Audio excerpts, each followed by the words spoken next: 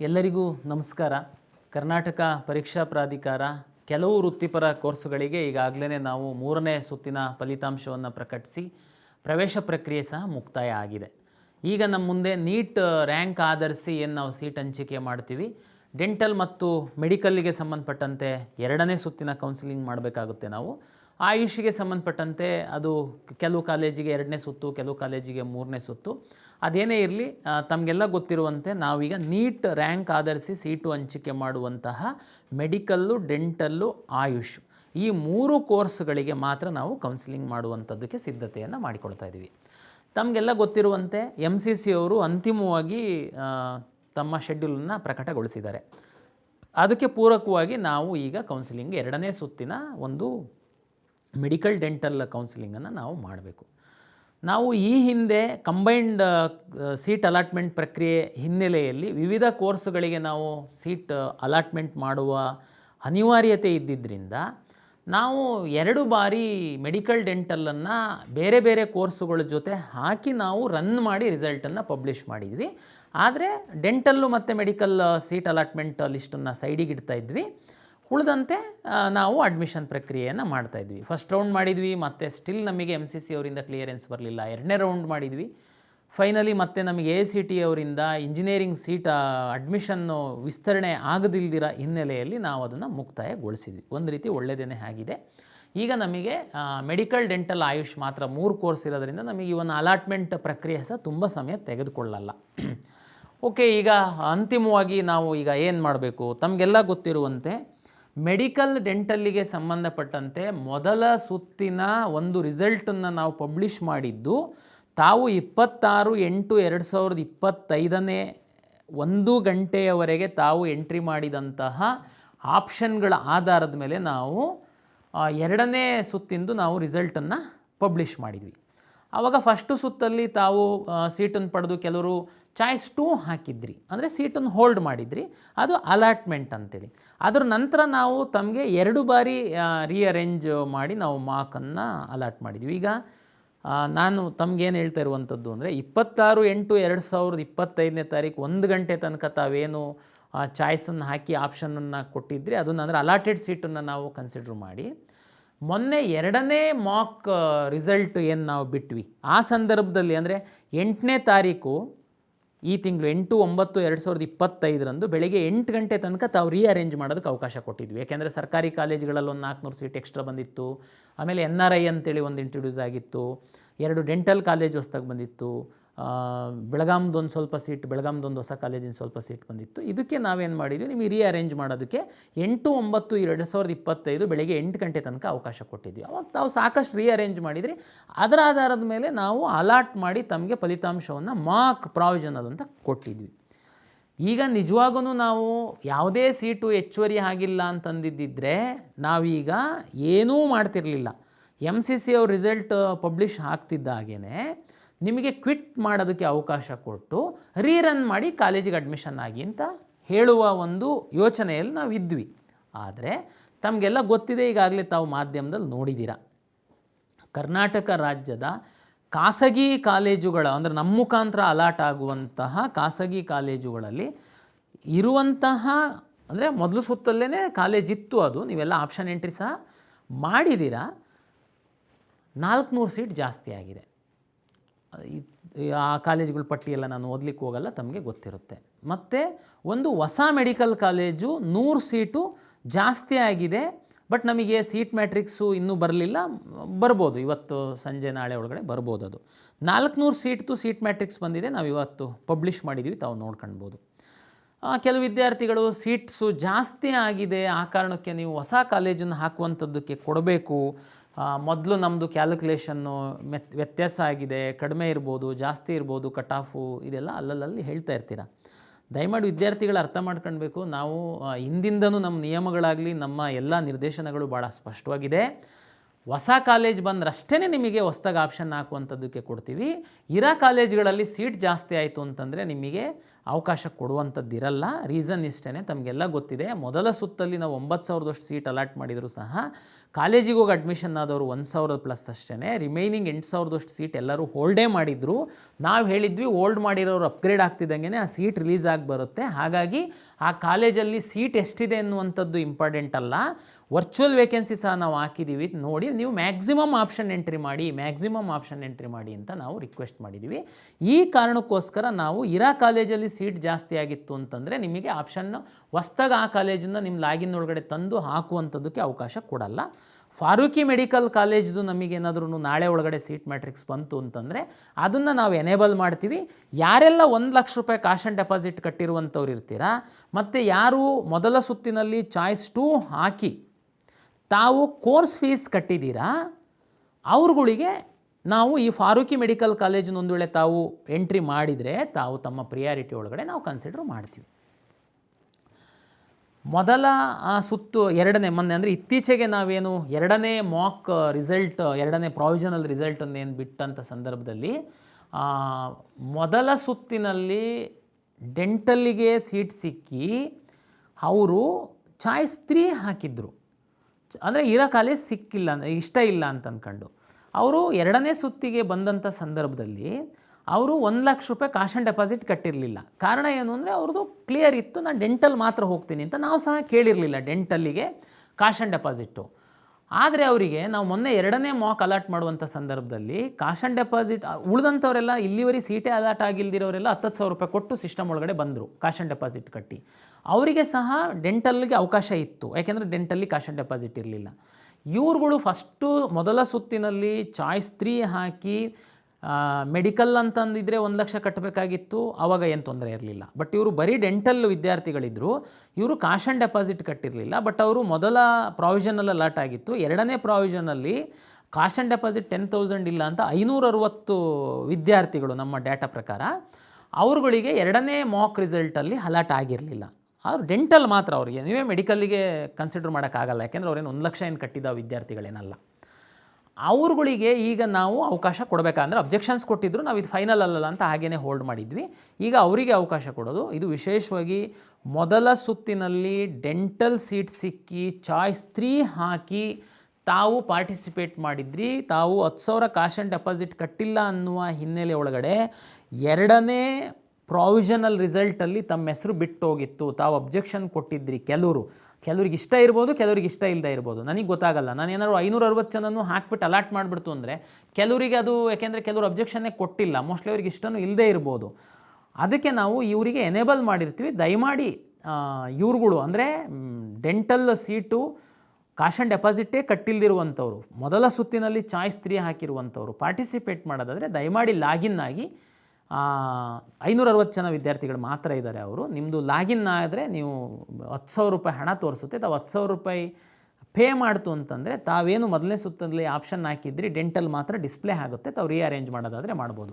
Anyway ಈ 10,000 ಕಟ್ಟಿದವರಿಗೆ medical ಇಲ್ಲ, ತಮಗೆ ನೆನಪಿರಲಿ, ಯಾವುದೇ ಕಾರಣಕ್ಕೆ ಮೆಡಿಕಲ್ ಕನ್ಸಿಡರು ಮಾಡೋದಕ್ಕೆ ಅವಕಾಶ ಇರಲ್ಲ. ಈಗ ನಾನು ಮೂರನೇ ಸುತ್ತಿನಲ್ಲಿ ಮೆಡಿಕಲ್ ಡೆಂಟಲ್ ಹೊರತುಪಡಿಸಿ ಇತರೆ ಕೋರ್ಸುಗಳು ವಿದ್ಯಾರ್ಥಿಗಳಿಗೆ ಸೀಟ್ ಸಿಕ್ಕಿದರೆ ದಯಮಾಡಿ ತಾವು ಕಾಲೇಜಿಗೆ ಅಡ್ಮಿಷನ್ ಆಗಿ, ನೀವು 1,00,000 ಈ ಹಿಂದೆ ಕಟ್ಟಿದರೆ ನಾವು ನಿಮಗೆ ಮೆಡಿಕಲ್ಲು ಮತ್ತು ಡೆಂಟಲ್ಲಿಗೆ ನಿಮ್ಮನ್ನು ಕನ್ಸಿಡ್ರು ಮಾಡಬೇಕಾಗುತ್ತೆ, ನಾವು ಮಾಡ್ತೀವಿ ಅಂತ ಹೇಳಿದ್ವಿ. ಅದರಂತೆ ತಾವು ಕಾಲೇಜಿಗೆ ಹೋಗಿ ಅಡ್ಮಿಷನ್ ಆಗಿದ್ದೀರಾ. ಅದರಲ್ಲೊಂದು ಸಣ್ಣ ತೊಂದರೆ ಏನಂದರೆ ನಿಮಗೀಗ ಕಾಲೇಜಿಗೆ ಫೀಸು ಈ 1,00,000 ನಾವು ಅಡ್ಜಸ್ಟ್ ಮಾಡ್ಕೊಂಡ್ಬಿಟ್ಟಿದ್ದೀವಿ. ಅಂದರೆ ನಿಮ್ಮದು ನಮ್ಮ ಹತ್ರ ಕಾಶ್ ಆ್ಯಂಡ್ ಡೆಪಾಸಿಟ್ ಯಾವುದೂ ಇಲ್ಲ. ಬಟ್ ಆದರೆ ನಿಮ್ಮ ಲೆಕ್ಕ ಇದೆ, ನಮಗೆ 1,00,000 ತಾವು ಕಟ್ಟಿ ನೀವು ಮೆಡಿಕಲ್ ಆಪ್ಷನ್ ಮಾಡಿದರೆ ನಿಮ್ಮ ಲಾಗಿನ್ ಒಳಗಡೆ ಒಂದು 10 ಮೆಡಿಕಲ್ ಇರುತ್ತೆ, ಒಂದು 5 ಡೆಂಟಲ್ ಇರುತ್ತೆ, ಮತ್ತೊಂದು 5 ಇಂಜಿನಿಯರಿಂಗೋ ಅಥವಾ ಅಗ್ರಿಕಲ್ಚರೋ ವೆಟರ್ನರಿ ಇರುತ್ತೆ. ತಮಗೆ ಆ ಸೀಟ್ ಅಲಾಟ್ ಆಗಿದೆ. ನಿಮಗೆ ನಾನು ಲಾಗಿನ್ ಎನೇಬಲ್ ಮಾಡಬೇಕು ಅಂತಂದರೆ ನಿಮಗೀಗ ತುಂಬ ವಿದ್ಯಾರ್ಥಿಗಳು ಆ ಥರದವ್ರು ಇದ್ದೀರಾ, ನೀವು ಇಂಜಿನಿಯರಿಂಗ್ ಹೋಗಿ ಸೇರಿದ್ದೀರಾ, ಅಗ್ರಿಕಲ್ಚರ್ ಸೇರಿದ್ದೀರಾ, ನಿಮಗೆ ಮೆಡಿಕಲ್ ಇಂಟ್ರೆಸ್ಟ್ ಇದೆಯೇ ಇಲ್ವಾ ಅನ್ನೋದು ನನಗೆ ಹೆಂಗೆ ಗೊತ್ತಾಗಬೇಕು? ನಾನು ಸುಮ್ಮನೆ ಅಲಾಟ್ ಮಾಡಿಬಿಡ್ತು ಅಂತಂದರೆ. ಆ ಕಾರಣಕ್ಕೋಸ್ಕರ ಈಗ ಯಾರು ಹಿಂದಿನ ಸುತ್ತಿನಲ್ಲಿ ಕಾಶ್ ಆ್ಯಂಡ್ ಡೆಪಾಸಿಟ್ ಕಟ್ಟಿ ತಮಗೆ ಮೆಡಿಕಲ್ ಅಲಾಟ್ ಆಗದೆ ಬೇರೆ ಕೋರ್ಸ್ ಅಲಾಟ್ ಆಗಿ ನಮ್ಮ ನಿರ್ದೇಶನದಂತೆ ತಾವು ಹೋಗಿ ಕಾಲೇಜಿಗೆ ಅಡ್ಮಿಷನ್ ಆಗಿದ್ದೀರಾ, ತಾವು ಮೆಡಿಕಲ್ಲು ಕೌನ್ಸಿಲಿಂಗ್ ಎರಡನೇ ಸುತ್ತಿನ ಕೌನ್ಸಿಲಿಂಗಲ್ಲಿ ಭಾಗವಹಿಸುವಂಥದ್ದಕ್ಕೆ ನಾವು ಅವಕಾಶ ಕೊಡ್ತೀವಿ ಅಂತ ಹೇಳಿದ್ವಿ, ನಾವು ಅವಕಾಶ ಕೊಡ್ತಾಯಿದ್ದೀವಿ. ಆದರೆ ತಾವು ಲಾಗಿನ್ ಆಗಿ 1,00,000 ಕ್ಯಾಶ್ ಆ್ಯಂಡ್ ಡೆಪಾಸಿಟ್ ಕಟ್ಟಿದರೆ ತಾವು ಹಿಂದೆ ಏನು ಲಾಗಿನ್ ಮಾಡಿ ನೀವು ಆಪ್ಷನ್ಸ್ ಎಂಟ್ರಿ ಮಾಡಿದ್ರಿ ಅದೆಲ್ಲ ನಿಮ್ಮ ಲಾಗಿನ್ ಒಳಗಡೆ ಡಿಸ್ಪ್ಲೇ ಆಗುತ್ತೆ. ತುಂಬ ಕಡಿಮೆ ವಿದ್ಯಾರ್ಥಿಗಳಿದ್ದೀರಾ, ತುಂಬ ಜಾಸ್ತಿ ವಿದ್ಯಾರ್ಥಿಗಳೇನಿಲ್ಲ. ಈಗ ಒಂದು 500 ಸೀಟ್ ಜಾಸ್ತಿ ಆಗಿದೆ ಅನ್ನುವಂಥ ಹಿನ್ನೆಲೆಯಲ್ಲಿ ತಮಗೆ ಸಿಗ್ಬೋದು ಅನ್ನುವಂಥ ಒಂದು ಆಸೆ ಇರುತ್ತೆ. ಹಂಗಾಗಿ ಪಾರ್ಟಿಸಿಪೇಟ್ ಮಾಡಿ. ಸರ್ ಇದು ಯಾಕೆ 1,00,000? ಆಲ್ರೆಡಿ ನಾವು ಹಿಂದೆ 1,00,000 ಕೊಟ್ಟಿದ್ವಿ. ಓಕೆ, 1,00,000 ಕೊಟ್ಟಿದ್ರಿ, ನೀವು ಕೋರ್ಸ್ ಫೀಸಿಗೆ ಅಡ್ಜಸ್ಟ್ ಮಾಡಿ ಕಾಲೇಜಿಗೆ ಹೋಗಿದ್ದೀರಾ. ಒಂದು ಎರಡನೇದು, ನಾನು ಸ್ಟ್ರೈಟ್ ಅವೇ ನಿಮಗೆ ಇಂಟ್ರೆಸ್ಟ್ ಇದೆಯೋ ಇಲ್ವೋ ಅಂತ ಅಂದ್ಕೊಂಡು ನಾನು ಅಲಾಟ್ ಮಾಡಿಬಿಟ್ರೆ ಕೊನೆಗೆ ಬರ್ತೀರಾ, ಸರ್ ಇಲ್ಲ ನಾನು ಕಾಲೇಜಿಗೆ ಹೋಗಿ ವೆಟರ್ನರಿಗೆ ಸೇರಿದ್ದೀನಿ, ನಾನೆಲ್ಲ ಅಡ್ಜಸ್ಟ್ ಆಗಿಬಿಟ್ಟಿದ್ದೀನಿ, ನನಗೆ ಇದು ಯಾವುದೋ 12 ಲಕ್ಷ ಸೀಟ್ ಸಿಕ್ಕಿದೆ, ನನಗಿದು ಬೇಡ ಸರ್, ನಾನು ವೆಟರ್ನರಿನೇ ಮುಂದುವರಿಸ್ತೀನಿ. ಈ ಥರದ್ದೆಲ್ಲ ಆಗಿದೆ, ನಮಗೆ ಎಕ್ಸ್ಪೀರಿಯೆನ್ಸ್ ಆಗಿದೆ. ಹಾಗಾಗಿ ಒಂದು ನಿಮಗೆ ಇಂಟ್ರೆಸ್ಟ್ ಇದೆ ಈ ರೌಂಡಲ್ಲಿ ಭಾಗವಹಿಸುವಂಥದ್ದು ಅನ್ನುವಂಥದ್ದು ನನಗೆ ಖಾತ್ರಿ ಆಗಬೇಕು. ಮತ್ತು ಒಂದು ಸೀರಿಯಸ್ನೆಸ್ ಬರಬೇಕು. ಅದಕ್ಕೋಸ್ಕರ ನಮ್ಮ ನಿರ್ದೇಶನದಂತೆ ತಾವು ಈ ಹಿಂದೆ ಕ್ಯಾಶ್ ಆ್ಯಂಡ್ ಡೆಪಾಸಿಟ್ ಕಟ್ಟಿ ಮೆಡಿಕಲಲ್ಲಿ ಭಾಗವಹಿಸಿದ್ರೂ ಸಹ ತಮಗೆ ಮೆಡಿಕಲ್ಲು ಸಿಕ್ಕಿಲ್ಲ ಅನ್ನುವ ಕಾರಣಕ್ಕೆ ಅಂದರೆ ಪ್ರಾವಿಷನಲ್ ಏನು ನಾವು ಪಬ್ಲಿಷ್ ಮಾಡಿದ್ವಿ ಅದರಲ್ಲಿ ಮೆಡಿಕಲ್ ಆಗಲಿ ಡೆಂಟಲ್ ಸಿಕ್ಕದೆ ತಮಗೆ ಬೇರೆ ಇಂಜಿನಿಯರಿಂಗೋ ವೆಟರ್ನರಿನೋ ಅಗ್ರಿಕಲ್ಚರೋ ಸಿಕ್ಕಿದೆ. ತಮ್ಮ 1,00,000 ನಾವು ಕೋರ್ಸ್ ಫೀಸಿಗೆ ಅಡ್ಜಸ್ಟ್ ಮಾಡ್ಕೊಂಡಿದ್ದೀವಿ, ತಮಗೆ ಕಾಲೇಜಿಗೆ ಹೋಗಿ ಅಡ್ಮಿಷನ್ ಆಗಿ ನಿಮಗೆ ಅಪ್ಗ್ರೇಡೇಷನಿಗೆ ಅವಕಾಶ ಕೊಡ್ತೀವಿ ಅಂತ ಹೇಳಿದ್ವಿ. ತಾವುಗಳು ದಯಮಾಡಿ ಲಾಗಿನ್ ಆಗಿ 1,00,000 ಹಣವನ್ನು ಪಾವತಿ ಮಾಡಿದಲ್ಲಿ ತಾವು ಈ ಹಿಂದೆ ಏನು ಮೆಡಿಕಲ್ ಕಾಲೇಜನ್ನು ಹಾಕಿದ್ರಿ ಅದು ನಿಮ್ಮ ಲಾಗಿನ್ ಒಳಗಡೆ ಪೋರ್ಟ್ ಆಗುತ್ತೆ. ತಾವು ರೀಅರೇಂಜ್ ಮಾಡುವಂಥದ್ದು ಮತ್ತು ನಿಮ್ಮನ್ನು ಕೌನ್ಸಿಲಿಂಗಿಗೆ ಪರಿಗಣಿಸ್ತೀವಿ. ತಮಗೇನಾದ್ರೂ ಮೆಡಿಕಲ್ ಸೀಟ್ ಸಿಕ್ತು ಅಂತಂದರೆ ಇಂಜಿನಿಯರಿಂಗಿಗೆ ಸಂಬಂಧಪಟ್ಟಂತೆ ನೀವು ಅಡ್ಮಿಷನ್ ಆಗಿರ್ಬೋದು, ವೆಟರ್ನರಿ, ಅಗ್ರಿಕಲ್ಚರ್ ಯಾವುದಕ್ಕಾದರೂ ಆಗಿರ್ಬೋದು, ಆ ಸೀಟು ರದ್ದಾಗುತ್ತೆ ಆಟೋಮೆಟಿಕ್ಕಾಗಿ. ಸರ್ ರದ್ದಾಗುತ್ತೆ, ಬೇರೆಯವರಿಗೇನು ಅಲರ್ಟ್ ಆಗಲ್ಲಲ್ಲ ಅನ್ನೋ ಉದಾಹರಣೆಗೆ ಅದನ್ನು ನಾವು ತೀರ್ಮಾನ ಮಾಡ್ತೀವಿ. ಬಟ್ ನಿಮ್ಮದು ರದ್ದಾಗುತ್ತೆ ಆಟೋಮೆಟಿಕ್ಕಾಗಿ, ನಿಮ್ಮ ಕಾಲೇಜಿಂದ ಹೊರಗಡೆ ಆಗ್ತದೆ, ನೀವು ಇಲ್ಲಿ ಬಂದು ಮೆಡಿಕಲಿಗೆ ಅಡ್ಮಿಷನ್ ಆಗುತ್ತೆ. ಹಾಗಾಗಿ ಕಾಲೇಜಿಗೆ ಹೋಗಿ ಸೇರಿದ್ದು ತಮಾಷೆಗೋಸ್ಕರ ನೋಡೋಣ ನಾವೊಂದು ಸರಿ ಅಂತ ಬರೋಕ್ಕೆ ಹೋಗಬೇಡಿ. ಇಲ್ಲ ನನಗೆ ಮೆಡಿಕಲ್ ಸೀಟ್ ಸಿಕ್ಕಿದರೆ ನಾನು ಅಡ್ಮಿಷನ್ ಆಗೋವನೇ ಅನ್ನುವಂಥದ್ದು ಗ್ಯಾರಂಟಿ ಇದ್ದರೆ ಮಾತ್ರ ದಯಮಾಡಿ ತಾವು ಲಾಗಿನ್ನಾಗಿ 1,00,000 ಕಟ್ಟಿ ಮೆಡಿಕಲ್ ಕೌನ್ಸಿಲಿಂಗಿಗೆ ಭಾಗವಹಿಸಿ. ಎಲ್ಲರೂ ಅಲ್ಲ, ಮತ್ತೆ ಕನ್ಫ್ಯೂಷನ್ ಮಾಡ್ಕೊಳಕ್ಕೆ ಹೋಗಬೇಡಿ. ಈಗ ಅಡ್ಮಿಷನ್ ಆಗಿರೋರೆಲ್ಲ ಬರ್ಬೋದಾ? ನೋ, ಅಡ್ಮಿಷನ್ ಆಗಿರೋರೆಲ್ಲ ಅಲ್ಲ. 1,00,000 ಕ್ಯಾಶ್ ಆ್ಯಂಡ್ ಡೆಪಾಸಿಟ್ ಕಟ್ಟಿದ್ರಿ ತಾವು, ನೀವು ಮೆಡಿಕಲ್ ಆಪ್ಷನ್ಸೂ ಇತ್ತು, ಬಟ್ ನಿಮ್ಮ ರ್ಯಾಂಕಿಗೆ ಮೆಡಿಕಲ್ ಸಿಕ್ಕಿಲ್ಲ, ಬೇರೆದು ಸಿಕ್ಕಿದೆ, ನಿಮಗೆ ಮಾತ್ರ ಈ ಅವಕಾಶ. ಇದು ನಮ್ಮ ನಿರ್ದೇಶನದಂತೆ ತಾವು ಹೋಗಿ ಅಡ್ಮಿಷನ್ ಆಗಿರೋದ್ರಿಂದ. ಕೆಲವರಿದ್ದಾರೆ, ಒಂದು 351 ವಿದ್ಯಾರ್ಥಿಗಳು ಕ್ಯಾಶ್ ಆ್ಯಂಡ್ ಡೆಪಾಸಿಟ್ ಕಟ್ಟಿದ್ರು, ಇಲ್ಲೊಂದು ಸೀಟ್ ಅಲಾಟ್ ಆಗಿದೆ, ಅವ್ರು ಕಾಲೇಜಿಗೇ ಹೋಗಿಲ್ಲ, ಅವರು ಅಡ್ಮಿಷನ್ನೂ ಆಗಿಲ್ಲ, ಅವರಿಗೆ ಈ ಅವಕಾಶ ಇರಲ್ಲ. ಈಗ ಈ ಫಾರೂಕಿ ಮೆಡಿಕಲ್ ಕಾಲೇಜು ಬಂದ ಹಿನ್ನೆಲೆಯಲ್ಲಿ ಮತ್ತು 400 ಸೀಟು ಹೆಚ್ಚಾದ ಹಿನ್ನೆಲೆಯಲ್ಲಿ ನಾನು ಮತ್ತೊಮ್ಮೆ ತಮಗೆ ರೀಅರೇಂಜ್ ಮಾಡುವಂಥದ್ದಕ್ಕೆ ಅವಕಾಶ ಕೊಡ್ತಾಯಿದ್ದೀನಿ. 2 ದಿವಸ 17 ಮತ್ತು 18ನೇ ತಾರೀಕಿಗೆ ನಿಮಗೆ ರೀಅರೇಂಜ್ ಮಾಡುವಂಥದ್ದಕ್ಕೆ ಅವಕಾಶ ಕೊಡ್ತಾಯಿದ್ದೀನಿ. ತಾವು ಈ ಸೀಟು ಹೆಚ್ಚಾಗಿರುವ ಹಿನ್ನೆಲೆಯಲ್ಲಿ ತಮ್ಮದು ಸೆಕೆಂಡು ಮಾಕ್ ರಿಸಲ್ಟ್ ಆಧಾರದ ಮೇಲೆ ನಿಮಗೇನಾದರೂ ಸಣ್ಣ ಬದಲಾವಣೆ ಮಾಡಬೇಕು ಅಂತ ಅನಿಸಿದರೆ ತಾವು ಲಾಗಿನ್ ಆಗಿ ಬದಲಾವಣೆ ಮಾಡಬಹುದು. ಫಾರೂಕಿ ಮಾತ್ರ ಲೆಫ್ಟ್ ಸೈಡಲ್ಲಿರುತ್ತೆ. ಫಾರೂಕಿ ಮೆಡಿಕಲ್ ಕಾಲೇಜು ಹೊಸದು, ಅದು ನಮಗೆ ಸೀಟ್ ಮ್ಯಾಟ್ರಿಕ್ಸ್ ಬಂದರೆ ಲೆಫ್ಟ್ ಸೈಡಲ್ಲಿರುತ್ತೆ, ಅದನ್ನು ಬೇಕಾದರೆ ತಾವು ಹಾಕಿಕೊಳ್ಳಬಹುದು. ಇದು ತಮಗೆ ಮೆಡಿಕಲ್ಲು ಡೆಂಟಲ್ಗೆ ಸಂಬಂಧ. ಇದರಲ್ಲಿ ಯಾರ್ಯಾರು ಮೆಡಿಕಲ್ ಡೆಂಟಲ್ ಆಯುಷ್ ನನಗೆ ಹೇಳಿದ್ದೀನಿ. ಆಯುಷಲ್ಲಿ ಯಾರ್ಯಾರು ಇರ್ತಾರೆ? ಆಯುಷಲ್ಲಿ ತಮಗೆಲ್ಲ ಗೊತ್ತಿದೆ, ಚಾಯ್ಸ್ 1 ಅಡ್ಮಿಷನ್ ಆಗಿದ್ದಾರೆ, ಚಾಯ್ಸ್ 2ದವರು ಫೀಸ್ ಕಟ್ಟಿ ಹೋಲ್ಡ್ ಮಾಡಿದ್ದಾರೆ, ಚಾಯ್ಸ್ 4 ಮಾತ್ರ ಕೊಟ್ಟಿದ್ವಿ, ಅವ್ರು ಎಕ್ಸಿಟ್ ಆಗಿದ್ದಾರೆ, ಅವ್ರುಗಳು ನಮ್ಮ ಸಿಸ್ಟಮ್ ಒಳಗಡೆ ಇರ್ತಾರೆ. ಈ 3 ಕೋರ್ಸಿಂದನ್ನು ನಾವು ಕಂಬೈನ್ಡ್ ಸೀಟ್ ಅಲಾಟ್ಮೆಂಟ್ ಮಾಡ್ತೀವಿ. 17, 18ನೇ ತಾರೀಕು ತಮಗೆ ಅವಕಾಶ ಕೊಡ್ತಾಯಿದ್ದೀವಿ. ವಿವರವಾದ ಟೈಮ್ ಟೇಬಲ್ನ ನಾವು ತಮಗೆ ಕೊಡ್ತೀವಿ. ತಾವು ರೀಅರೇಂಜ್ ಮಾಡುವಂಥದ್ದಿತ್ತು ಅಂತಂದರೆ ರೀಅರೇಂಜ್ ಮಾಡಿ. ಆಮೇಲೆ ನ್ಯೂ ಮೆಡಿಕಲ್ ಕಾಲೇಜು ಲೆಫ್ಟ್ ಸೈಡಲ್ಲಿರೋ ಕಾರಣಕ್ಕೆ ಹೋಗಿ ಯಾರು ಬರೀ ಡೆಂಟಲ್ ವಿದ್ಯಾರ್ಥಿಗಳು 10,000 ಇದ್ದೀರಾ, ತಮಗೆ ಸಹ ಡಿಸ್ಪ್ಲೇ ಆಗ್ಬೋದು, ಅದು ನೀವು ಸಹ ತಂದು ಹಾಕ್ಬೋದು, ಬಟ್ ನಾವು ಕನ್ಸಿಡ್ರ್ ಮಾಡಲ್ಲ. 1,00,000 ಕ್ಯಾಶ್ ಆ್ಯಂಡ್ ಡೆಪಾಸಿಟ್ ಯಾರು ಹಿಂದೆ ಕಟ್ಟಿ ನಮ್ಮ ಸಿಸ್ಟಮ್ ಒಳಗಡೆ ಮೆಡಿಕಲ್ ಕೌನ್ಸಿಲಿಂಗಲ್ಲಿ ಭಾಗವಹಿಸಿದರೆ ಅವರಿಗೆ ಮಾತ್ರ ಅದನ್ನು ಕನ್ಸಿಡ್ರ್ ಮಾಡ್ತೀವಿ. ನಂತರ ಮಾಪಪ್ ರೌಂಡ್ ತಮಗೆಲ್ಲ ಗೊತ್ತಿದೆ, ಫ್ರೆಶ್ ರಿಜಿಸ್ಟ್ರೇಷನ್ ಇದೆ. ಯಾರು ಸೀಟ್ ಕ್ಯಾನ್ಸಲ್ ಮಾಡ್ಕೊಂಡು ಹೋಗ್ತಾರೆ ಆ ಟೈಮಲ್ಲಂತೂ ಅವಕಾಶ ಇರುತ್ತೆ. ಯಾರಾದ್ರೂ ತೀರಾ ಅನಿವಾರ್ಯ ಕಾರಣದಿಂದ ನೀವು ಕ್ಯಾಶ್ ಆ್ಯಂಡ್ ಡೆಪಾಸಿಟ್ ಕಟ್ಟೋಕ್ಕಾಗಿಲ್ಲ, ತುಂಬ ಟೆನ್ಷನ್ ಆಗುವಂಥ ಅಗತ್ಯ ಇಲ್ಲ, ತಮಗೆ ಮಾಪಪ್ಪಲ್ಲಿ ಫ್ರೆಶ್ ರಿಜಿಸ್ಟ್ರೇಷನಿಗೆ ಅವಕಾಶ ಕೊಡ್ತೀವಿ. ಆವಾಗ ಅವೈಲೇಬಲ್ ಸೀಟ್ ಏನಿರುತ್ತೆ ಅದನ್ನು ನಾವು ಪಬ್ಲಿಷ್ ಮಾಡ್ತೀವಿ. ಆ ಆಧಾರದ ಮೇಲೆ ತಾವು ನಮ್ಮ ಕೌನ್ಸಿಲಿಂಗಲ್ಲಿ ಭಾಗವಹಿಸಬಹುದು. ಇನ್ನೊಂದು ಪೇರೆಂಟ್ಸಿಗೆ ವಿಶೇಷವಾಗಿ ಹೇಳುವಂಥದ್ದು, ನೋಡಿ, ತಮಗೆಲ್ಲ ನೆನಪಿರಬೇಕು, ನಮಗೆ ತುಂಬ ಸಮಯ ಮೀರಿ ಹೋಗ್ತಿತ್ತು ಮೊದಲನೇ ಸುತ್ತಲ್ಲಿ. ಆವಾಗ ಮೆಡಿಕಲ್ಗೆ ತುಂಬ ನಾವು ಅವರಿಗೆ ರಿಕ್ವೆಸ್ಟ್ ಮಾಡಿ ಅವರಿಗೆ ಸೀಟ್ ಮ್ಯಾಟ್ರಿಕ್ಸ್ ಕೊಟ್ಟರು, ಫೀಸ್ ಸಹ ನಮಗೆ ಕೊಡಲಿಲ್ಲ. ಆದರೆ ನಮಗೆ ಟೈಮ್ ಇರಲಿಲ್ಲ. ನಾವು ಪಬ್ಲಿಷ್ ಮಾಡಿದಾಗ ಏನು ಮಾಡಿದ್ವಿ, ಸೀಟ್ ಮ್ಯಾಟ್ರಿಕ್ಸ್ ಜೊತೆಗೆ ಹಿಂದಿನ ವರ್ಷದ್ದು ಫೀಸನ್ನು ನಾವು ಡಿಸ್ಪ್ಲೇ ಮಾಡಿದ್ವಿ. ಯಾಕೆಂದರೆ ಸರ್ಕಾರ ಸಹ ತೀರ್ಮಾನ ಮಾಡಿತ್ತು ಯಾವುದೇ ಫೀಸನ್ನು ಹೆಚ್ಚು ಮಾಡಲ್ಲ ಅಂತ ಹೇಳಿ ತೀರ್ಮಾನ ಮಾಡಿತ್ತು, ಡಿಸ್ಪ್ಲೇ ಮಾಡಿದ್ವಿ. ಅದಾದಮೇಲೆ ನಾವು ಅದನ್ನು ಹೇಳಿದ್ವಿ, ಇದು ಸರ್ಕಾರದ ಆದೇಶಕ್ಕೆ ಒಳಪಟ್ಟಿರುತ್ತೆ, ಇದು ತಾತ್ಕಾಲಿಕವಾಗಿ ಹಿಂದಿನ ವರ್ಷದ್ದು ಫೀಸನ್ನು ನಾವು ಡಿಸ್ಪ್ಲೇ ಮಾಡ್ತಾಯಿದ್ದೀವಿ ಅಂತ. ಅದಾದಮೇಲೆ ತಮಗೆಲ್ಲ ಗೊತ್ತಿದೆ, ಮಂಗಳೂರಲ್ಲಿ ಶ್ರೀನಿವಾಸ ಮೆಡಿಕಲ್ ಕಾಲೇಜ್ ಅಂತ ಇದೆ. ಅವರು ಈ ಹಿಂದೆ ರಾಜೀವ್ ಗಾಂಧಿ ಯೂನಿವರ್ಸಿಟಿಗೆ ಅಫಿಲಿಯೇಷನ್ ಇತ್ತು. ಕಳೆದ ವರ್ಷ ಸಹ ಕೋರ್ಟ್ ಕೇಸ್ ಹಾಕಿ ಅವರು ಶ್ರೀನಿವಾಸ ಪ್ರೈವೇಟ್ ಯೂನಿವರ್ಸಿಟಿ ಅಫಿಲಿಯೇಷನ್ ಅಂತೆಲ್ಲ ಮಾಡಿದರು. ಬಟ್ ಅವ್ರು ಫೀಸ್ ಏನು ಜಾಸ್ತಿ ಮಾಡಿರಲಿಲ್ಲ. ಈ ಸರಿ ಅವರು ಗೌರ್ಮೆಂಟಿಗೆ ಹೋಗಿ ಪ್ರೈವೇಟ್ ಯೂನಿವರ್ಸಿಟಿ ಅಂತೇಳಿ ಒಂದು ಆರ್ಡ್ರು ಮಾಡಿಸ್ಕೊಂಡ್ರು. ಈ ಹಿನ್ನೆಲೆ ಒಳಗಡೆ ತಮಗೆಲ್ಲರಿಗೂ ಗೊತ್ತಿದೆ, ಪ್ರೈವೇಟ್ ಯೂನಿವರ್ಸಿಟಿನಲ್ಲಿ ಸೀಟ್ದು ಫೀಸು ಬೇರೆ ಕಾಲೇಜು ಅಷ್ಟು ಇರಲ್ಲ, ಜಾಸ್ತಿ ಇರುತ್ತೆ. 20 ಲಕ್ಷದಿಂದ 25 ಲಕ್ಷದ ತನಕ ಇದೆ. ಇದೇ ಶ್ರೀನಿವಾಸ ಮೆಡಿಕಲ್ ಕಾಲೇಜ್ದು ಕಳೆದ ವರ್ಷ 12 ಲಕ್ಷ ಏನೋ ಇತ್ತು. ಅದನ್ನು ನಾವು ಫಸ್ಟ್ ರೌಂಡಲ್ಲಿ ಪಬ್ಲಿಷ್ ಮಾಡಿದ್ವಿ. ಇನ್ನೂ ಫಸ್ಟ್ ರೌಂಡ್ ಇನ್ನೂ ಆಪ್ಷನ್ ಎಂಟ್ರಿ ನಡೀತಿರುವಾಗಲೇ ನಮಗೆ ಗೌರ್ಮೆಂಟಿಂದ ಬಂತು. ಆವಾಗ ನಾವು ಅದನ್ನು 22 ಲಕ್ಷ ಡಿಸ್ಪ್ಲೇ ಮಾಡಿದ್ವಿ. ಯಾರೆಲ್ಲ ಶ್ರೀನಿವಾಸ ಕಾಲೇಜ್ ಆಪ್ಷನ್ ಎಂಟ್ರಿ ಮಾಡಿದ್ರು ಅವರಿಗೆಲ್ಲ ಇಂಡಿವಿಜುವಲ್ SMS ಸಹ ಕಳಿಸಿದ್ವಿ, ನಮ್ಮ ಪೋರ್ಟಲಲ್ಲಿ ಸಹ ಹಾಕಿದ್ದೀವಿ. ನೀವು ಈಗ ಹೋಗಿ ಆಪ್ಷನ್ ಎಂಟ್ರಿ ರೀಅರೇಂಜ್ ಮಾಡಿ ಅಂತ ಅಷ್ಟು ಸರಿ ಹೇಳ್ತಾ ಇದ್ದೀನಿ ನಾನು. ನೀವು ರೀಅರೇಂಜ್ ಮಾಡುವಂಥ ಸಂದರ್ಭದಲ್ಲಿ ಸಹ ಶ್ರೀನಿವಾಸ ಮೆಡಿಕಲ್ ಕಾಲೇಜ್ ಅಂತಂದರೆ ನಿಮಗಲ್ಲಿ ಸೀಟು ಡಿಸ್ಪ್ಲೇ ಆಗುತ್ತೆ 22 ಲಕ್ಷ ಅಂತ. ಆದರೆ ಸಹ ನೀವು ನಮ್ಮ ಹತ್ರ ಬರ್ತಾ ಇದ್ದೀರಾ, ನೀವೇ ಕೊಟ್ಬಿಟ್ಟಿದ್ದೀರಾ ನಮಗೆ ಸೀಟು. ದಯಮಾಡಿ ನಾವು ಕೊಡೋದಲ್ಲ, ನಿಮ್ಮ ಒಂದು ಆಪ್ಷನ್ ಆಧಾರದ ಮೇಲೆ ನಾವು ಸೀಟ್ ಅಲಾಟ್ ಸಾಫ್ಟ್ವೇರ್ ಮಾಡುತ್ತೆ. ನಮಗೇನು ನೀವು ಪರಿಚಯ ಇಲ್ಲ, ನಿಮಗೆ ತೆಗೆದು ನಿಮಗಿದು ಸೀಟು ಅಂತ ಕೊಡುವಂಥದ್ದಕ್ಕೆ ನಿಮ್ಮ ರ್ಯಾಂಕು, ನೀವು ಎಂಟ್ರಿ ಮಾಡಿರುವಂತಹ ಆಪ್ಷನ್ಸು, ಆ ಕಾಲೇಜಲ್ಲಿ ಏನು ರಿಸರ್ವೇಷನ್ ಆಧಾರದ ಮೇಲೆ ಇರುವಂತಹ ಸೀಟು, ಈ 3 ಫ್ಯಾಕ್ಟರ್ಸ್ ಮೇಲೆ ಸಾಫ್ಟ್ವೇರ್ ಅಲಾಟ್ ಮಾಡುವಂಥದ್ದು. ಅದಕ್ಕೆ ಇನ್ನೊಂದು ಸರಿ ಹೇಳ್ತಾ ಇದ್ದೀನಿ, ದಯಮಾಡಿ ಶ್ರೀನಿವಾಸ ಮೆಡಿಕಲ್ ಕಾಲೇಜ್ ಹಾಕಿರುವಂಥವ್ರು, ಯಾಕೆಂದರೆ ನಾನು ಲಾಸ್ಟ್ ಟೈಮ್ ವಿಡಿಯೋದಲ್ಲಿ ಸಹ ಹೇಳಿದ್ದೆ, ಕೆಲವರು ಅದನ್ನು ಡಿಲೀಟ್ ಮಾಡ್ಕೊಂಡ್ರು. ಡಿಲೀಟ್ ಯಾರು ಮಾಡ್ಕೊಂಡಿರಲಿಲ್ಲಲ್ಲ ಅವ್ರಿಗೆ ಅವ್ರಿಗೆ ಬಂದಿದ್ದಾರೆ, ಸರ್ ನಾನು ಅದನ್ನು 22 ಅಂತ ಗೊತ್ತಿರಲಿಲ್ಲ, ನಮಗೀಗ ಶಕ್ತಿ ಇಲ್ಲ. ದಯಮಾಡಿ ಶಕ್ತಿ ಇಲ್ಲ ಅಂತಂದರೆ ಹಾಕೋದಕ್ಕೆ ಹೋಗಬೇಡಿ. ಇದು 2ನೇ ಸುತ್ತಿದೆ, ಇದು ಕಂಪಲ್ಸರಿ ಅಡ್ಮಿಷನ್ಸ್ ಇದೆ. ಇಲ್ಲ ನೀವು ಕಟ್ಟಿರೋದು ಫೀಸು ಫೋರ್ಫಿಟ್ ಆಗಿಬಿಡುತ್ತೆ. 22 ಲಕ್ಷ ಎಲ್ಲ 12 ಲಕ್ಷ ಎಲ್ಲ ಕಟ್ಟಿ ಹೋಲ್ಡ್ ಮಾಡಿರೋರಿದ್ದೀರಾ ನೀವು. ದಯಮಾಡಿ ನೀವು ಬೇರೆ ಏನು ವ್ಯತ್ಯಾಸ ಏನಿಲ್ಲ. ಇದು ಒಂದು ಕಾಲೇಜಿಂದು ಯೂನಿವರ್ಸಿಟಿ ಆಗ್ಲಿಕ್ಕೆ ಹೋಗಿ ಸೀಟನ್ನು ಅವ್ರು 22 ಲಕ್ಷ ಮಾಡಿದ್ದಾರೆ. ಈಗ ಆಲ್ರೆಡಿ ಹಾಕಿರುವಂಥವ್ರು. ಆಮೇಲೆ ಇನ್ನೊಂದು ಹೇಳ್ತೀನಿ ನಿಮಗೀಗ ಮಾಕಲ್ಲಿ ಅಲಾಟ್ ಆಗಿಲ್ಲ.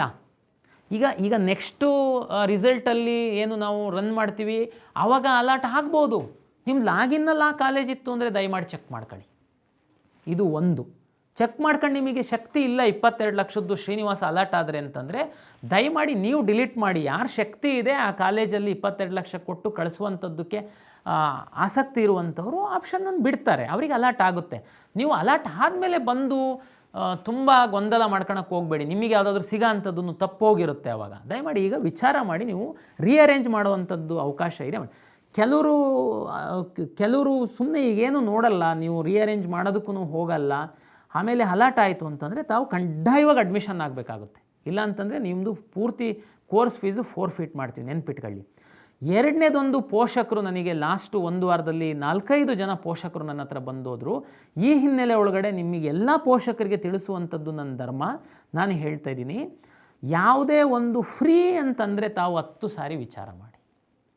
ಫ್ರೀ ಇವತ್ತು 2025ನೇ ಇಸ್ವಿನಲ್ಲಿ ಯಾರಾದರೂ ಏನಾದರೂ ಫ್ರೀ ಕೊಡ್ತಾರೆ ಅಂತಂದರೆ ಅಲ್ಲಿ ಸ್ವಲ್ಪ ಇಡನ್ ಕ್ಲಾಸಸ್ ಏನಾದ್ರೂ ಇರುತ್ತೆ. ಪೋಷಕರು ದಯಮಾಡಿ ಇದನ್ನು ವಿಚಾರ ಮಾಡಬೇಕು. ಯಾಕೆ ಹೇಳ್ತಾ ಇದ್ದೀನಿ ಅಂತಂದರೆ, ಇನ್ನೊಂದು ನಿಮಗೊಂದು ಫ್ರೀ ಅನ್ನುವಂಥದ್ದು ಒಂದು ಕಾಲೇಜ್ ಕಾಣುತ್ತೆ, ಮಧುಸೂದನ್ ಸಾಯಿ ಮೆಡಿಕಲ್ ಕಾಲೇಜು. ಅವರು ಫ್ರೀ ಆಫರ್ ಮಾಡ್ತಾಯಿದ್ದಾರೆ ಸೀಟ್ ಅಂತೇಳಿ. ನಮ್ಮ ಪೋರ್ಟಲಲ್ಲಿ ನಾವೇನೂ ಹೇಳಿಲ್ಲ, ಯಾವುದೂ ನಿಯಮ ಇಲ್ಲ, ಸರ್ಕಾರದಿಂದ ನಮಗೆ ಯಾವುದೂ ನಿರ್ದೇಶನ ಇಲ್ಲ. ತಾವು ರಾಜೀವ್ ಗಾಂಧಿ ಯೂನಿವರ್ಸಿಟಿಯವರು ಪೋರ್ಟಲಲ್ಲಿ ಹೋಗಿ ನೋಡಿ, NMC ಪೋರ್ಟಲಲ್ಲಿ ಹೋಗಿ ನೋಡಿ, ಏನೂ ಇಲ್ಲ. ನಮ್ಮ ನಿಯಮ ಏನಿದೆ ತಮಗೆಲ್ಲ ಗೊತ್ತಿದೆ. ನೀವು ಗ್ರಾಮೀಣ ಸೇವೆ ಮಾಡಬೇಕು ಅನ್ನುವಂಥದ್ದಕ್ಕೆ ನಾವು ಬಾಂಡ್ ತಗೊಳ್ತೀವಿ, ಅದು ತಮಗೆಲ್ಲರಿಗೂ ಗೊತ್ತಿದೆ, ತಾವು ಕೊಡ್ತಾಯಿದ್ದೀರಾ. ಮಧುಸೂದನ್ ಸಾಯಿ ಕಾಲೇಜಲ್ಲಿ ಪೇರೆಂಟ್ಸು ಫ್ರೀ ಅಂತೇಳಿ ನಾನು ಸೀಟ್ ಹಾಕಿದ್ದೆ ಸರ್, ಕಾಲೇಜಿಗೆ ಹೋದರೆ 5 ವರ್ಷ ನೀವು ನಮ್ಮಲ್ಲಿ ಸೇವೆ ಮಾಡಬೇಕಂತೇಳಿ ಬಾಂಡ್ ಬರೆದು ಕೊಡಿ ಅಂತ ಕೇಳ್ತಾ ಇದ್ದಾರೆ. ಇದು ನೀವು ಹೇಳಿರಲಿಲ್ಲ, ನಮಗೆ ಗೊತ್ತಿರಲಿಲ್ಲ, ಅದಕ್ಕೆ ನಾನೀಗ ಹೇಳ್ತಾ ಇದ್ದೀನಿ. ಇದು ನನ್ನ ಕೆಲಸ ಅಲ್ಲ. ಬಟ್ ಆದರೆ ಪಾಪ ಪೇರೆಂಟ್ಸ್ ಮೋಸ ಅಂದರೆ ಅವರು ನಾವೆಲ್ಲೂ ಎಜುಕೇಟ್ ಮಾಡಿಲ್ಲ ಅವರಿಗೆ, ಅವರು ಹಾಕಿ ಕಾಲೇಜಿಗೆ ಹೋದಾಗ ಅವರು ಕೇಳ್ತಾ ಇದ್ದಾರೆ. ಹಾಗಾಗಿ ದಯಮಾಡಿ ನೀವು ಈ 2 ಮೆಡಿಕಲ್ ಕಾಲೇಜಿಗೆ ಸಂಬಂಧಪಟ್ಟಂತೆ ನೀವು ಹೆಚ್ಚಿನ ಒಂದು ರಿಸರ್ಚ್ ಮಾಡಿ. ಈ ಉದಾಹರಣೆಗೆ ಮಧುಸೂದನ್ ಸಾಯಿ ಮೆಡಿಕಲ್ ಕಾಲೇಜಲ್ಲಿ ಅವ್ರದ್ದು ನಿಯಮ ಆ ಥರ ಮಾಡಿದ್ದಾರೆ. ಆ ನಿಯಮ ಸರಿನಾ ಸರ್, ತಪ್ಪ ಸರ್? ರಾಜೀವ್ ಗಾಂಧಿ ಯೂನಿವರ್ಸಿಟಿಯವರು ಡಿಪಾರ್ಟ್ಮೆಂಟ್ ಆಫ್ ಮೆಡಿಕಲ್ ಎಜುಕೇಷನ್ ಅವರು ಅದಕ್ಕೆ ಉತ್ತರನ ತಮಗೆ ಕೊಡ್ತಾರೆ. ನಾನು ಸಹ ಅವರಿಗೆ ಒಂದು ಪತ್ರವನ್ನು ಬರೆದಿದ್ದೀನಿ, ರಿಕ್ವೆಸ್ಟ್ ಮಾಡಿದ್ದೀನಿ ಇದ್ರದ್ದು ಕ್ಲಾರಿಫೈ ಮಾಡಿ ಅಂತೇಳಿ. ಬಟ್ ಇದು ಫ್ರೀ ಅಂತ ನೋಡ್ತಿದ್ದಂಗೆ ಹಾಕಿಬಿಟ್ಟೆ ಸರ್, ಅಲ್ಲಿ ನೋಡಿದರೆ ಹಾಸ್ಟೆಲ್ ಫ್ರೀ, ಬೋಧನಾ ಶುಲ್ಕ ಫ್ರೀ ಎಲ್ಲ, ಬಟ್ ಆದರೆ 5 ವರ್ಷ ದುಡೀರಿ ಅಂತ ಹೇಳ್ತಾ ಇದ್ದಾರೆ. ಇದು ಯಾವ ನ್ಯಾಯ ಸರ್? ಅದಕ್ಕೇ ನಾನು ಈಗ ನಿಮಗೆ ಹೇಳ್ತಾ ಇದ್ದೀನಿ, ತಾವು ವಿಚಾರ ಮಾಡಿ ಆಪ್ಷನ್ ಎಂಟ್ರಿ ಮಾಡಿ. ಇದು ನನ್ನ ಒಂದು ನಿಮಗೆ ವಿನಂತಿ. ಆಮೇಲೆ 17 ಮತ್ತು 18ನೇ ತಾರೀಕು ನೀವು ರೀಅರೇಂಜ್ ಮಾಡಿದ ನಂತರ ನಾನು ಆ ಟೈಮಲ್ಲೇ ನಿಮಗೆ MCC ರಿಸಲ್ಟ್ ಸಹ ಬರಬಹುದು. ಬಂದು MCCನಲ್ಲಿ ಸಿಕ್ಕಿರುವಂತಹ ಸೀಟು ಚೆನ್ನಾಗಿದೆ ಅಂತಂದರೆ ನಮ್ಮಲ್ಲಿ ಡಿಲೀಟ್ ಮಾಡ್ಕೊಂಡು ಬಿಡಿಬೇಕಿದ್ರೆ ನೀವು ಆವಾಗಲೇ ಡಿಲೀಟ್ ಮಾಡ್ಕೊಂಡ್ಬಿಡಿ, ನೋ ಪ್ರಾಬ್ಲಮ್. ಕೆಲವು ಪೇರೆಂಟ್ಸ್ ಇರ್ತೀರಾ, ಸರ್ MCCನಲ್ಲಿ ಒಂದು ಸಿಕ್ಕಿದೆ, ನೀವು ರಿಸಲ್ಟ್ ಪಬ್ಲಿಷ್ ಮಾಡಿ ಸರ್, ನಾವು ಕಂಪೇರ್ ಮಾಡಿ ನೋಡಿ ಡಿಸಿಷನ್ ತಗೊಳ್ತೀವಿ ಅನ್ನುವಂಥವ್ರು ಇದ್ದೀರಾ. ತಪ್ಪೇನಿಲ್ಲ, ಯಾಕೆಂದರೆ ನೆಕ್ಸ್ಟು 5-5.5 ವರ್ಷ ಆ ಮಗು ಆ ಕಾಲೇಜಲ್ಲಿ ಓದಬೇಕು. ಓಕೆ, ಅದಕ್ಕೆ ನಾವೀಗ ಅನುಕೂಲ ಮಾಡಿ ಕೊಡ್ತೀವಿ. ನಾವು 17 ಮತ್ತು 18 ಆದಮೇಲೆ, ಬಟ್ ಕ್ಲಾರಿಟಿ ಇರುವಂಥವರು 17-18 ನಮ್ಮದು ರೀಅರೇಂಜು ಸಂದರ್ಭದಲ್ಲೇ ತಮಗೆ MCC ರಿಸಲ್ಟು ಬಂದು MCCನಲ್ಲಿ ನಿಮಗೆ ನಮ್ಗಿಂತನೂ ಒಳ್ಳೆ ಕಾಲೇಜ್, ನಿಮಗೆ ತೃಪ್ತಿ ಇರುವಂಥ ಕಾಲೇಜ್ ಸಿಕ್ಕಿದೆ ಅಂತಂದರೆ ತಾವು ನಮ್ಮಲ್ಲಿ ಡಿಲೀಟ್ ಮಾಡ್ಕೊಳ್ಳಿ. ಹೋಲ್ಡ್ ಮಾಡಿರೋರು ನಿಮ್ಮ ಲಾಗಿನಲ್ಲಿ ಡಿಲೀಟ್ ಮಾಡೋದಕ್ಕಾಗಲ್ಲ. ಫಸ್ಟ್ ರೌಂಡಲ್ಲಿ ಹೋಲ್ಡ್ ಮಾಡಿದ್ದೀರಲ್ವ ನೀವು, ಚಾಯ್ಸ್ 2 ಹಾಕಿ ಹೋಲ್ಡ್ ಮಾಡಿರೋರು ಲಾಗಿನಲ್ಲಿ ಡಿಲೀಟ್ ಮಾಡೋಕ್ಕೆ, ಚಾಯ್ಸ್ 2 ಬಿಟ್ಟು ಮೇಲಿಂದ ಎಲ್ಲ ಡಿಲೀಟ್ ಮಾಡ್ಬೋದು, ಆದರೆ ಚಾಯ್ಸ್ 2 ಅಲರ್ಟ್ ಆಗಿಬಿಡುತ್ತೆ ನಿಮಗೆ. ಆದರೆ ನಿಮಗೆ MCCದು ಈಗ ಸೆಕೆಂಡ್ ರೌಂಡ್ ರಿಸಲ್ಟಲ್ಲಿ ಚೆನ್ನಾಗಿರೋ ಕಾಲೇಜ್ ಸಿಕ್ಕಿದೆ, ನಾನು ಅದಕ್ಕೆ ಹೋಗಿಬಿಡ್ತೀನಿ, ಡಿಲೀಟ್ ಮಾಡ್ಕೊಳ್ಳಿ. ಬಟ್ ಉಳಿದವರು ಹೋಲ್ಡ್ ಮಾಡಿರೋರು ಮಾತ್ರ ತಾವು ನಮ್ಮ KEಗೆ ಬಂದು ರದ್ದು ಮಾಡಿಸ್ಕೊಳ್ಬೇಕಾಗುತ್ತೆ. ಬಟ್ ನಿಮಗೆ ಫ್ರೀಯಾಗಿ ರದ್ದು ಮಾಡಿಕೊಡ್ತೀವಿ. ತಾವು ಅಂಥವ್ರು ಯಾರಾದರೂ ಇತ್ತು ಅಂತಂದರೆ ಬಂದು ರದ್ದು ಮಾಡಿಸ್ಕೊಳ್ಬೋದು. ಇನ್ನು 2ನೇ ವರ್ಗದ ಪೇರೆಂಟ್ಸ್ ಹೇಳಿದೆ ಅಲ್ಲ ನಾನು, ಸರ್ ನೀವು ರಿಸಲ್ಟ್ ಪಬ್ಲಿಷ್ ಮಾಡಿ, MCC ಅವ್ರದ್ದು ರಿಸಲ್ಟ್ ಬರಲಿ, ನಾವು ಎರಡನ್ನೂ ಕಂಪೇರ್ ಮಾಡಿ ನೋಡಿ ನಾವು ಡಿಸಿಷನ್ ತಗೊಂಡು, ಓಕೆ, ನೋ ಪ್ರಾಬ್ಲಮ್. ನಾವು 17 ಮತ್ತು 18 ಆದಮೇಲೆ ನಾವು ನಮ್ಮ ಪ್ರಾವಿಷನಲ್, ಅಂತಿಮ ಪ್ರಾವಿಷನಲ್, ಈಗ 2 ಪ್ರಾವಿಷನ್ ಆಗೋಗ್ಬಿಟ್ಟಿದೆ, ನಿಮಗೂ ಕನ್ಫ್ಯೂಷನ್ ಆಗಿರುತ್ತೆ. ಎನಿವೇ ಇದು ಅಂತಿಮವಾಗಿ ನಾವು ಪ್ರಾವಿಷನಲ್ ರಿಸಲ್ಟನ್ನು ಪಬ್ಲಿಷ್ ಮಾಡ್ತೀವಿ. ಅಷ್ಟೊತ್ತಿಗಾಗಲೇ MCC ಬಂದಿರುತ್ತೆ, ನಮ್ಮದನ್ನು ನೋಡ್ಕೊಳ್ಳಿ. ಆವಾಗ ನಿಮಗೆ ಕ್ವಿಟ್ ಆಪ್ಷನ್ ಕೊಡ್ತೀನಿ. ಇದು ಮೊದಲೇ ನಾನು ಹೇಳಿದ್ದೆ ನಿಮಗೆ ಕ್ವಿಟ್ ಕೊಡ್ತೀನಿ ಅಂತ. MCC ಯಾಕೆಂದರೆ ಆ್ಯಕ್ಚುಲಿ ಹಿಂದೆಲ್ಲ ಇಲ್ಲಿ ಬಂದು ರದ್ದು ಮಾಡ್ಕೊಳ್ಬೇಕಾಗಿತ್ತು.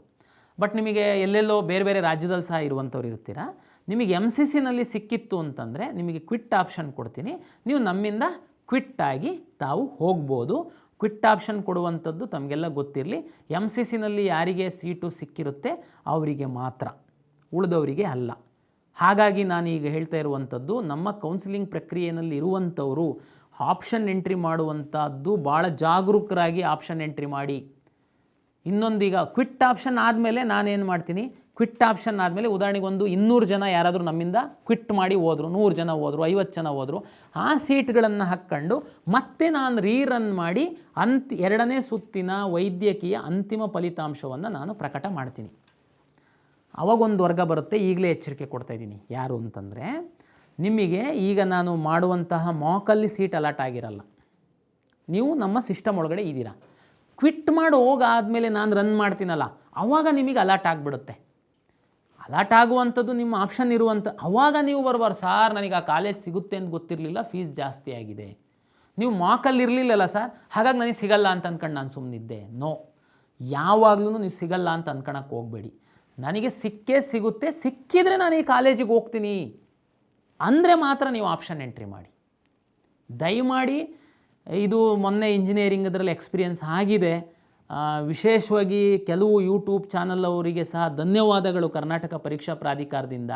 ಯಾಕೆಂತಂದರೆ ಕೆಲವು ಎಲೆಕ್ಟ್ರಾನಿಕ್ ಮಾಧ್ಯಮದಲ್ಲಿ ಬಂದುಬಿಟ್ಟು ಅವರಿಗೆ ಲೀಡಿಂಗ್ ಕ್ವಶನ್ಸ್ ಕೇಳಿ ಅವರು ಏನು ಹೇಳ್ತಾರೆ ಅದನ್ನು ಪಬ್ಲಿಷ್ ಮಾಡಿದರು. ಬಟ್ ಆದರೆ ನಮ್ಮ ಕೌನ್ಸಿಲಿಂಗ್ ಪ್ರಕ್ರಿಯೆಯನ್ನು ಚೆನ್ನಾಗಿ ಅರ್ಥ ಮಾಡ್ಕೊಂಡು ತಾವು ಪೇರೆಂಟ್ಸಿಗೆ ಎಜುಕೇಟ್ ಮಾಡ್ತಿರುವಂತಹ ಯೂಟ್ಯೂಬ್ ಚಾನಲ್ ಅವರು ತಾವು ಭಾಳ ಸವಿವರವಾಗಿ ಬ್ರೀಫ್ ಮಾಡಿದ್ದೀರ. ನಾನು ಕೆಲವು ಅವ್ರದ್ದು ನೋಡಿದೆ, ನನಗೆ ಯಾರಾದರೂ ಕಳಿಸಿದ್ರು.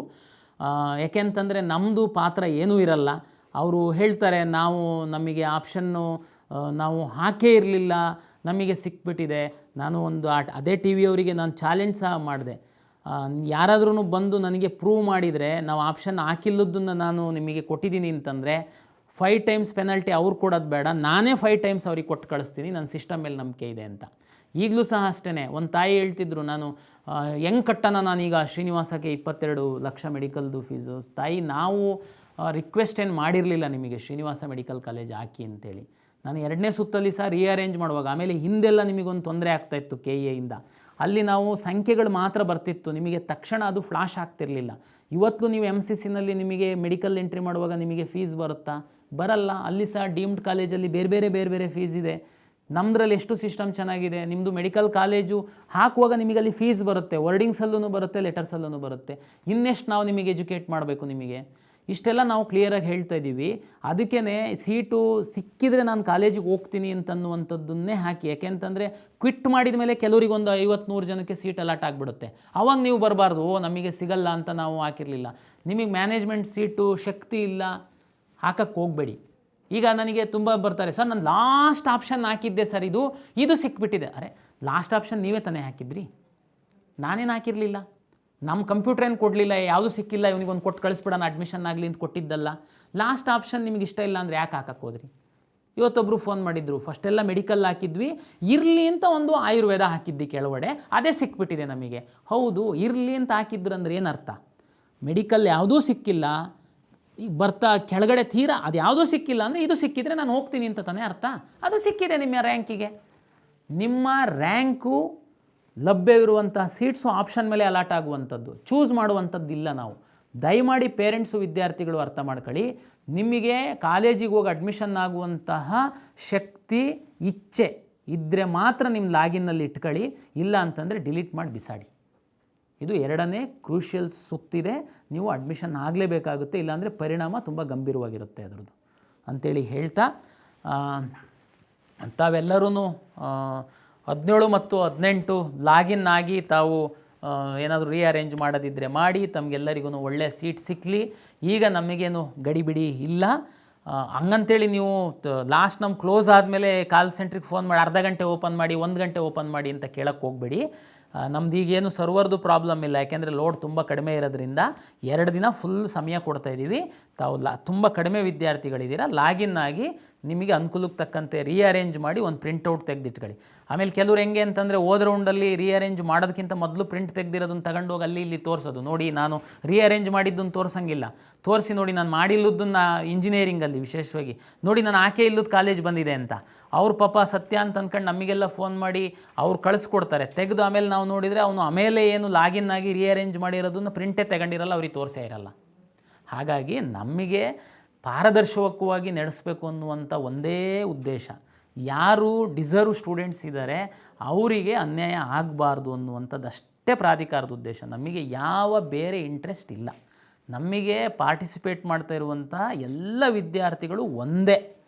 ಅವ್ರು ಯಾರು ನಮಗೆ ಒಬ್ಬರು ಜಾಸ್ತಿ ಒಬ್ಬರು ಕಡಿಮೆ ಏನೂ ಇಲ್ಲ. ಹಾಗಾಗಿ ನಮಗೆ ಯಾರಿಗೋ ಒಬ್ರಿಗೆ ಅನುಕೂಲ ಮಾಡುವಂಥದ್ದು ಆ ಥರದ್ದೇನೂ ಇರಲ್ಲ. ಹಾಗಾಗಿ ದಯಮಾಡಿ ನಮ್ಮ ಸಿಸ್ಟಮನ್ನು ನಂಬಿ ತಾವು ಸಹಕಾರ ನೀಡಿ ಸಮಯವನ್ನು ಪಾಲನೆ ಮಾಡಿ ಒಳ್ಳೆಯ ಒಂದು ಸೀಟು ತಮಗೆ ಸಿಕ್ಕಲಿ ಅಂತೇಳಿ ಹೇಳ್ತಾ ಎಲ್ಲರಿಗೂ ಮತ್ತೊಮ್ಮೆ ನಮಸ್ಕಾರಗಳು.